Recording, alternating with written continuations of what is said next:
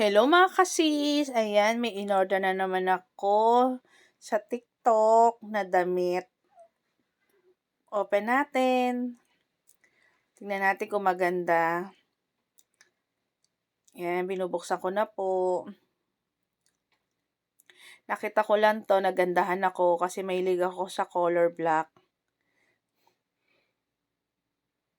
Kaya, mura lang naman to mga sis. Kaya napa-order ako.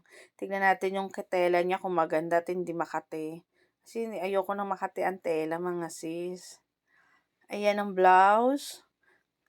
Palda po pala siya. Ayan. Para naman siyang stretchable. Kaya sa large to XL. Ang size ko po ay XL. Ayan, sukat natin. Ayan na po, nang nasuot ko siya. Ang ganda. Nakakapayat. Ang ganda niya mga sis. Mura lang po yan.